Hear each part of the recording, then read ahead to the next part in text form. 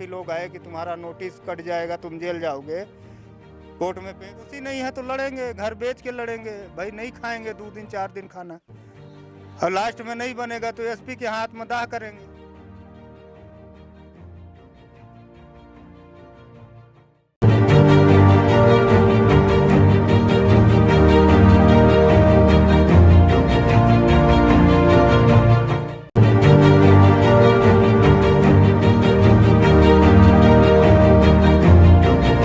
नमस्कार, मैं आकाश और आप AIN 24 देखना शुरू कर दिए हैं। जब पुलिस विभाग का कर्मचारी ही आरोपी हो, अपराधी हो और किसी गरीब आदमी को जेल भिजवाने के लिए पूरी साजिश करके वो जेल भिजवाने की तैयारी कर ली हो, और जिसके बाद पुलिस विभाग के उच्च अधिकारी जांच कर रहे हो, जांच के बाद उस कर्मचारी को दोषी बनाया गया, दोषी पाया गया जांच में। अब वो कर्मचारी खुलेआम नौकरी कर रहा है, जो कि ये मामला आज से 6 महीने पूर्व से तूल पकड़ता नजर आ रहा था। किसी मीडिया ने इस मामले को नहीं दिखाया, और मैं इस खबर को बहुत प्राथमिकता से दिखाने आया हूँ। मेरे साथ है वीरेंद्र तिवारी जी। वीरेंद्र तिवारी जी, AIN 24 में आपका स्वागत है। जी भैया। पहले तो आप ये घटना बताइए कि दोस्ती यारी में आपने आधार कार्ड और लाइसेंस दिया, उसका क्या सजा भुगतना पड़ा आपको? जी भैया, उसका सजा ये भुगतना पड़ा कि आज मैं मजबूर हो गया हूँ, पैसा से टूट गया, कोर्ट कचहरी दौड़ते दौड़ते थक गया, IG SP के पास जाते आते मेरा सब परेशानी बढ़ते जा रहा है। और आज के डेट में स्थिति है कि मेरे पास कुछ बचा नहीं है, और कहीं पर भी, जबकि उसको दोषी पाया गया सिपाही को कहीं ना कहीं, और मेरे से धोखा करके ही लाइसेंस लिया, आधार कार्ड लिया और लगा दिया। उसके बाद में किसी बहाने से थाना ले गया, वहाँ सिग्नेचर भी करवाया है। सब मैं IG SP को बयान में बोला भी हूँ। अच्छा, घटनाक्रम क्या था, क्या हुआ था, इस चीज को बताएंगे आप? घटनाक्रम ये था कि मैं मार्च महीने में था, नहीं 2024 की बात है ये।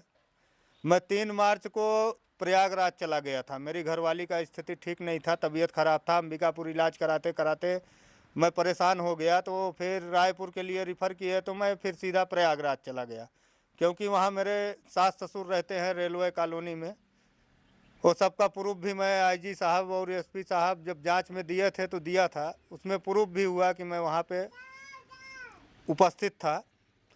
उसके बाद भी आज भी वो नौकरी कर रहा है। मैं यहाँ परेशान हूँ, हर महीना पेशी, महीना में 2 बार 3 बार पेशी हो जा रहा है। वकील को पैसा, यहाँ सब खर्चा पानी सब इधर उधर करते करते मैं थक गया। मेरा परिवार आज इस स्थिति में है कि मैं साग सब्जी लाने योग्य नहीं बचा हूँ भैया। अच्छा, ये बताइए, एक्सीडेंट की घटना हुई थी, आरक्षक का नाम बताइए और किस थाने पदस्थ था, घटना कैसे हुई थी, कौन सी गाड़ी से हुई थी, और आपको कैसे फंसाया जा रहा था? इनोवा में अपने गया था अंबिकापुर, ड्यूटी पीरियड में था। जैसे कि लोग बताए, जिसके घर से आदमी मरे थे वहाँ IPS साहब आए थे, जांच किए, मेरा पहचान करवाए। अगला आदमी मेरा पहचान करने से इनकार किया। मैं था ही नहीं, क्योंकि मैं प्रयागराज में था। और इसका जब पहचान करवाए तो इनकार किया। जिसके घर से मरे थे उनके घर भी गए थे, लमगांव में घर है उनका। कैसे मृत्यु हुई थी?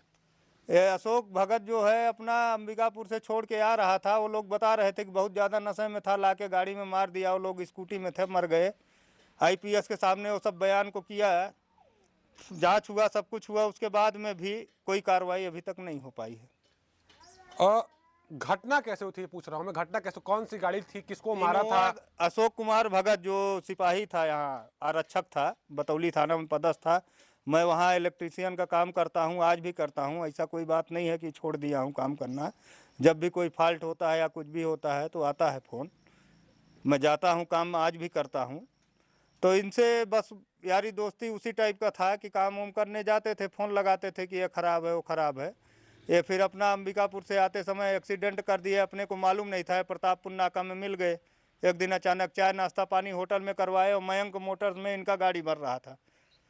वहाँ लेके गए, कहे चलिए 2 मिनट देख के आते हैं, गाड़ी मेरा यहीं पे है, पेड़ में टकरा गया है, ऐसा है वैसा है करके। फिर बोले मेरा 3 ठो घर है, मैं लाइसेंस कहाँ रख दिया हूँ भाई, तुम्हारा लाइसेंस थोड़ा सा दिखाओ। मैं दिखाया तो बोला कि क्लेम, मेरा बीमा कंपनी इसका क्लेम दे रहा है, अब आप अपना लाइसेंस दे देते तो मेरा काम बन जाता। तो मित्रता थी पहले से, मेरा लाइसेंस को, आधार कार्ड को वहाँ लिए, बोले शाम को थाना में आऊँगा तो ले लेना। जब सिटी, फिर एक दिन मैं इनसे लाइसेंस को मांगा बतौली में, तो बोले कि अरे मैं तो अंबिकापुर भूल गया हूँ, सिटी कोतवाली चलना पड़ेगा, वहाँ आपको एक ठो साइन करना पड़ेगा, क्योंकि बीमा कंपनी तब पैसा देता है जब थाने से वेरीफाई होता है।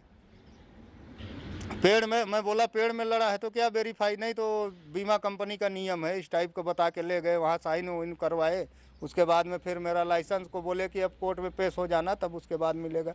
फिर नोटिस आने के बाद पता चला कि इनके साथ में ऐसी ऐसी घटना हुई है। तब मैं इनको व्हाट्सअप भी किया, अशोक भगत को, कि आप मेरे साथ छल कपट कर चुके हैं, आप आदमी को मार दिए हैं और उसमें आदमी मरा हुआ है। तो उसके बाद ये मेरे को गाली गलौज किया, तो मैं बतौली थाना में आवेदन भी दिया था, जिसका कापी मेरे पास आरक्षक के रहता। खिलाफ? हाँ, कि मारपीट और जेल भेजने की धमकी दे रहा है, किसी न किसी धारा में भेज दूंगा, ऐसा है वैसा है, गाली गलौज किया था, बहुत कुछ किया। मैं आवेदन दिया, फिर एसपी साहब के पास जा रहा था तो काफ़ी लोग आए कि तुम्हारा नोटिस कट जाएगा, तुम जेल जाओगे, कोर्ट में पेश हो जाओ। तब मेरे को एक स्टाम्प में लिख के दिया है कि मैं भूल बस इसका लाइसेंस लगाया। उसके बाद से फिर मैं आईजी एसपी को आवेदन दिया, जांच हुआ, सब में दोषी पाया गया है। अब आगे देखिए क्या करते हैं। अच्छा, अभी वो ड्यूटी कहाँ कर रहा है आरक्षक, और उस पर कार्रवाई क्या हुई? क्योंकि आप जिस तरीके से बता रहे हैं, इनका कहना ये है कि घटना हुई थी, वो अंबिकापुर से इनोवा गाड़ी में आ रहा था और शराब के नशे में धुत था, आरक्षक है वो।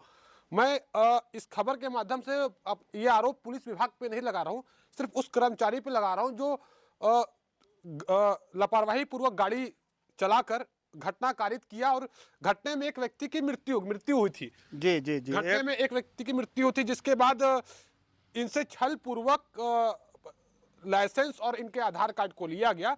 इनको बताया गया कि आप बीमा के लिए साइन कर दीजिए, और ये बीमा के लिए साइन करने जब गए तो इन्होंने बहुत सारी बातें पूछी, तो टाल मटोल कर इनसे बातें की गई आरक्षक के द्वारा। लेकिन जब इन्हें पता चला कि घटना में एक व्यक्ति की मृत्यु हो गई है, नोटिस आया, हाँ। नोटिस आया इनके पास कि घटना में एक व्यक्ति की मृत्यु हो गई है, जिनके आरोपी ये हैं, तब ये न्याय के लिए पुलिस विभाग के उच्च अधिकारी के पास दौड़े, जहां से जांच शुरू हुई। जांच शुरू होने के बाद जांच में ये पाया गया कि उक्त आरक्षक जो है वो इस मामले में संलिप्त है, और अपने आप को बचाने के लिए इनका लाइसेंस और आधार कार्ड लगाकर इनको पेश कर न्यायिक रिमांड में जेल भेजने का प्रयास कर रहा था। उसके आगे क्या हुआ? उसके आगे अभी कुछ नहीं हुआ है, कोर्ट में पेशी चल रहा है। इनका जो वकील था उसको मैं पैसा कौड़ी तो दे ही रहा हूँ, पेशी जाता हूँ, बस सिग्नेचर करवा के अपने को भेज देते हैं। मैं जबकि बोल चुका हूँ वकील को कई बार कि जज के सामने इस बात को रखा जाए, लेकिन बस जाते हैं, उसके बाद में बोलते हैं तो बस सिग्नेचर मारो जाओ, कल अगली बार देखेंगे करके बस वापस कर दिया। उस मामले में क्या अभी भी आप आरोपी हैं? जी, आरोपी तो ही है जी, तब न पेशी जा रहे हैं। देखिए, एक आरक्षक षड्यंत्र पूर्वक एक गरीब व्यक्ति को किस तरीके से मसल रहा है, ये चीज आप नहीं समझ पा रहे, लेकिन मैं साफ तरीके से बताना चाहूंगा कि ये व्यक्ति न्याय के लिए आईजी ऑफिस, एसपी ऑफिस और थाना कोतवाली भी दौड़ चुका है। अब आगे आप क्या चाहते हैं इस मामले में? आगे यही चाहते हैं कि उस पर कार्रवाई हो, मेरा जो भी नुकसान हो रहा है उसका भरपूर भुगतान हो। न्यायालय में परिवाद दायर करने की बात हुई थी आपसे वकील की, क्या बात है? वकील से बात हुई, वकील से जब बात होती है तो आरक्षक अपना भाई उसका जो भी संबंध है पहुंच जाता है। मेरा अभी तक न्यायालय में भी अच्छा, जो भी वकील आपके केस लड़ने के लिए आगे बढ़ता है, आरक्षक उसके पास पहुंचकर पैसे का लालच देता है। हाँ जी, फोन करता है, मेरे पास एक 2 रिकॉर्डिंग भी है, आपको सुना दूंगा। रिकॉर्डिंग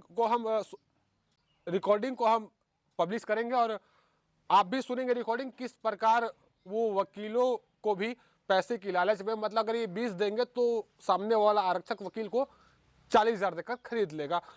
इस मामले में ये कार्रवाई चाहते हैं। आपने परिवाद के लिए न्यायालय में अपील किया है कि परिवाद दायर करवाएंगे, कोर्ट नहीं हुआ, अभी तक दायर नहीं हुआ है। कोर्ट केस करने की बात चल रही थी। जी जी जी, क्या आगे अपने न्याय के लिए आप कोर्ट केस करेंगे या फिर नहीं? जी करेंगे, क्यों नहीं करेंगे। जब अभी तक लड़ते आ रहे हैं, जब हम दोषी नहीं है तो लड़ेंगे, घर बेच के लड़ेंगे भाई, नहीं खाएंगे 2 दिन 4 दिन खाना, और लास्ट में नहीं बनेगा तो एसपी के हाथ में दाह करेंगे। कार्रवाई नहीं होगी तो आप आत्महत्या करेंगे अपने परिवार के साथ? जी जी जी जी। देखिए, ये बेबस और परेशान इंसान, एक परिवार चलाने वाला, परिवार का मुखिया अगर अपने आप को आत्मदाह करने की बात कर रहा है तो कहीं ना कहीं मामला गंभीर है। आपको समझना चाहिए कि अगर गरीब व्यक्ति जो घर से 2 पैसे कमाने के लिए निकल रहा है वो कोर्ट कचहरी और थाने पुलिस के चक्कर में फंस जाए तो क्या होगा। बस ये वीरेंद्र तिवारी है जो ये न्याय की मांग कर रहे हैं और चाहते हैं पुलिस विभाग के उस कर्मचारी पे कार्रवाई हो जो एक्सीडेंट की घटना को कारित किया